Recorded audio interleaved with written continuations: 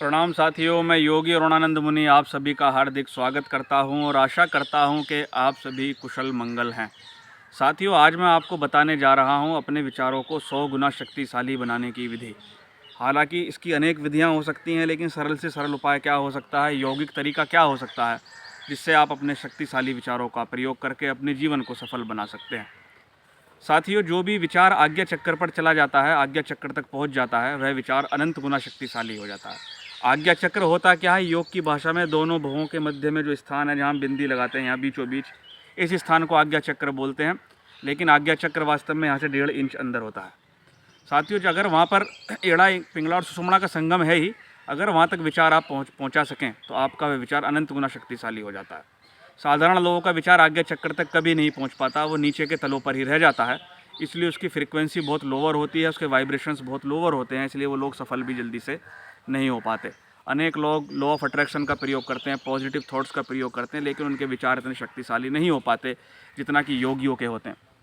साथ में इस विधियों का प्रयोग करने वालों को मैं एक सलाह और दे देता हूं। अगर आप इन विधियों का प्रयोग नकारात्मक तरीके से करते हैं, किसी को हानि पहुंचाने के लिए करते हैं, तो आप स्वयं नष्ट हो जाएंगे।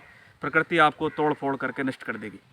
तो केवल सकारात्मक विचारों तक ही ये विधि सीमित है, नकारात्मक विचारों पर यह विधि अपने आप लॉक हो जाती है, क्योंकि प्रकृति की तरफ से इस प्रकार की व्यवस्था है।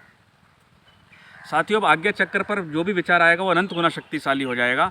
योगी लोग तो आज्ञा चक्र और आज्ञा चक्र के पार कभी भी जा सकते हैं, लेकिन अब साधारण व्यक्ति कैसे जाएगा, तो उसका मैं एक तरीका बता रहा हूँ। अगर आपको शांति भरनी है अपने शरीर के अंदर, एक पॉजिटिव थॉट थोड़ी देर के लिए हम ले लेते हैं। मैं शांत हो गया हूँ, मैं शांत हो गया हूँ, मैं शांत हो गया हूँ। मान लो आपने 5 मिनट ये थॉट दोहराया शांत होने के लिए।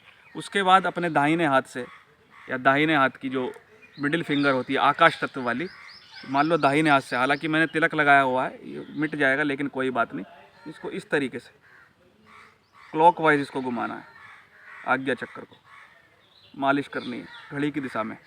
और उसके बाद में अगर आप क्लॉकवाइज ना घुमा सकें हथेली से, तो आप इस प्रकार से इसको मालिश करें आकाश तत्व से, अर्थात मिडिल फिंगर से, 2 से 3 मिनट। और आप पाएंगे कि वह शक्ति, शांति की जो ऊर्जा के स्पंदन आपने भरे हैं वो आज्ञा चक्र पर आकर स्थित हो गए हैं।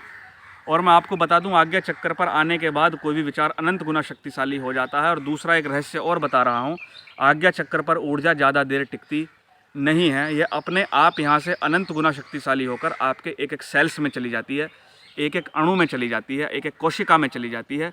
इसके स्पंदन आपको ऊर्जावान और ताजे बना देते हैं।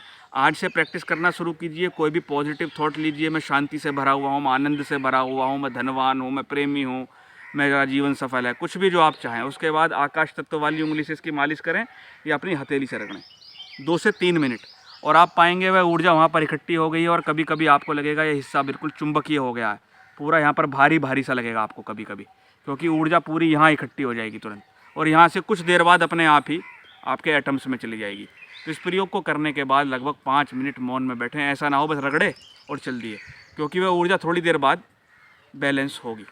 तो इस विधि को आप अपनाएं। ये एक यौगिक रहस्य मैंने आपके लिए खोल दिया है। भारतवर्ष की प्राचीन विद्या है, अपने जीवन को सफल बनाएं।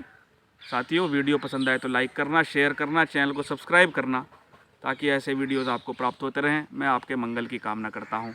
प्रणाम।